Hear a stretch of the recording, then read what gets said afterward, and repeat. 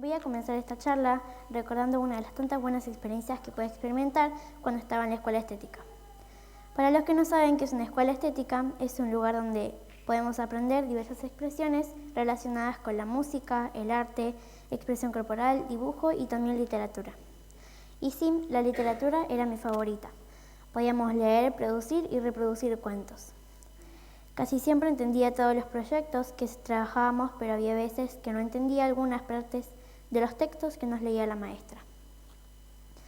Eso me generó una gran inquietud y me llevó a replantearme qué propósito tenían esas horas de lectura. Uno de tantos jueves de literatura llegó una maestra de visita que le encantaba leer. Era una persona agradable, casi siempre andaba con una gran sonrisa, y a pesar de todos los problemas de salud que tenía. Ese día nos tocó clase con ella. Estaba de visita, pero igual nos leyó un cuento. Hasta el día de hoy recuerdo de qué se trataba. Un conejo blanco había sido secuestrado en una casa abandonada. Manda una carta a sus amigos, quienes leen su escrito. Estos se sorprenden porque se dan cuenta que él no había escrito esa carta. Tenía muchos errores de ortografía. Y el conejo blanco no se permitía nunca tener errores de ortografía. Para el conejo era demasiado inteligente y lo había escrito así a propósito. Por cada palabra que tenía una falta de ortografía se formaba una nueva palabra. Esas faltas de ortografía formaban casa abandonada. Cuando sus amigos pudieron descifrar qué se escondía detrás de ese texto y de esa forma pudieron rescatar al conejo blanco.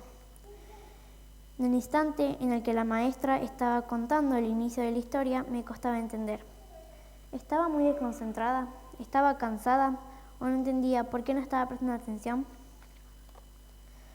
Hoy puedo decir que lo que experimenté ese día, siendo tan pequeña, es que no podía conectar con esa historia porque yo no entendía lo más importante. Eso que hace que nos conectemos con las historias que otros crearon. La imaginación. ¿Qué es la imaginación? Si buscamos en cualquier diccionario, nos dice que es la facultad humana para representar mentalmente sucesos, historias o imágenes de cosas u objetos que no existen en la realidad o que son o fueron reales en alguna ocasión. Entonces podríamos decir que en muchas de las herramientas, objetos e inventos que usamos hay algo o mucho de imaginación.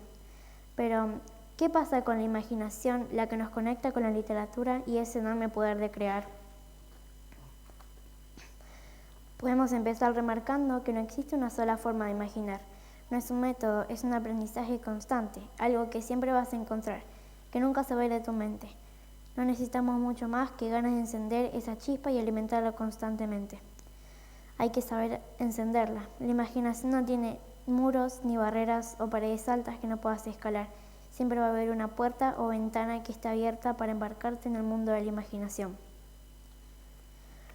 Lo que relato como una gran experiencia personal es algo maravilloso. Como todo inicio, a veces me cuesta embarcarme en eso de imaginar. No entendía mucho, pero poco a poco empecé a sumergirme en la imaginación y empecé a comprender todo, como si se hubiese encendido una lamparita dentro de mí. Imaginar genera una energía positiva que se potencia dentro de cada uno de nosotros. Y eso hay que proyectarlo en el arte, la música, el baile, el canto o cualquier otra inquietud que tengamos. Nombro esas porque son las que más conozco. Pero mi especialidad es escribir cuentos, mini historias. Yo intento escribir historias de terror, de amor, de fantasía y de misterio. Mi método, mi proceso de escribir consiste en tomar fragmentos de lo que me cuentan las personas. A eso le sumo ideas mías. Luego trato de unirlas y armar una historia. Una de mis historias se llama La manzana roja, que trata de dos enamorados que tenían gustos diferentes en casi todo lo que hacían, hasta en cómo se proyectaban viviendo juntos. Tuvieron que aprender de una manzana roja muy misteriosa para estar juntos y vivir hasta su trágica muerte. En esa historia usé un dato real que escuché de una de mis profesoras y para el final usé parte de un mito que leímos en otra materia, llamado El color del amor. Ese mito me había encantado y se me ocurrió usarlo como una herramienta para desarrollar una nueva historia. Además de otros relatos, podemos usar el diccionario, aprender palabras nuevas constantemente para las historias. Aunque tengo que contarles que también uso mucho la fantasía. Como les dije anteriormente, la imaginación no tiene límites y la fantasía es un tema que a veces puede preocupar a los mayores. A veces surgen dudas en la sociedad y en los educadores. ¿Es peligrosa la fantasía? ¿Es peligrosa la imaginación? En algunos países, incluido el nuestro, en algunos momentos históricos, a la fantasía se la creyó peligrosa porque está fuera de control y nunca se sabe bien a dónde lleva. Los libros censurados durante la dictadura militar eran sacados de circulación por el simple hecho de que eran demasiado fantasiosos o porque transmitían ideas contrarias al poder que gobernaba. Por nombrar algunos de ellos y de mis favoritos, puedo recordar Un elefante ocupa mucho espacio.